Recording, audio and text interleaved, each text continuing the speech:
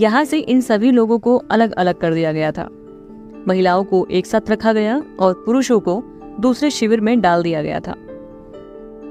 हमारे लिए अंदाजा भी लगाना मुश्किल है इन शिविरों में इन सभी लोगों के साथ जितना बुरा बर्ताव किया जाता था। उनके शरीर पर जानवरों की तरह नंबर लिख दिए जाते थे और अब यही नंबर इनकी पहचान होते थे।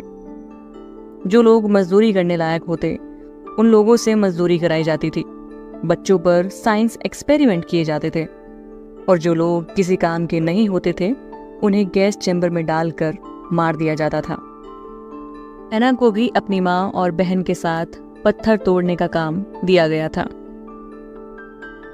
और फिर कुछ दिनों बाद दोनों बहनों को दूसरे शिविर में डाल दिया गया, जहां पर सर्दी के मौसम में टाइफाइड फैल गया और इस टाइफाइड से इस शिविर में 17,000 लोगों की जान गई थी।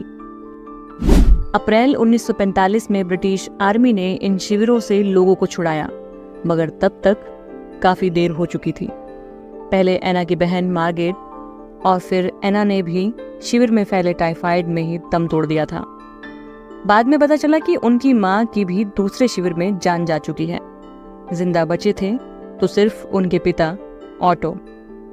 कुछ समय तक उनके पिता अपनी पत्नी और बेटियों को तलाशते रहे, लेकिन बाद में उन्हें पता चला कि उनकी ये खोज बेकार ही है।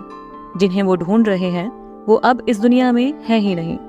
और फिर जब वो वापस उसी घर पर पहुंचे जहां से उन्हें जर्मनी पुलिस ने गिरफ्तार किया था, तो वहां रहने वाली उनकी एक महिला मित्र ने उनकी बेटी एना की डायरी उन्हें दी।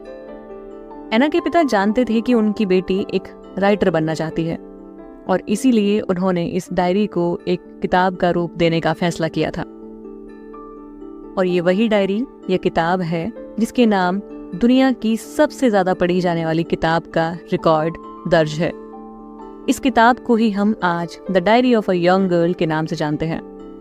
और जिस घर में एना अपने परिवार के साथ 2 साल तक छुपी थी, एम्स्टर्डम में वो घर आज भी मौजूद है और एना फ्रैंक हाउस के नाम से मशहूर इस घर को देखने लाखों लोग दुनिया भर से आते हैं।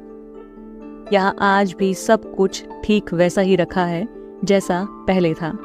एना की वो डायरी यहाँ आज भी उसी टेबल के ऊपर रखी है जहाँ बैठकर एना इसे लिखा करती थी। बस यहाँ पर एना का एक मोम का पुतला उस डायरी को लिखते हुए बैठा दिया गया है और उसे देखकर बिल्कुल ऐसा लगता है कि जैसे एना आज भी वहीं पर बैठी हो और अपने विचारों को उस डायरी में वैसे ही मुस्कुराते हुए लिख रही हो। और एना बिल्कुल सही थी। आज भी उसे और उसकी डायरी में लिखे उस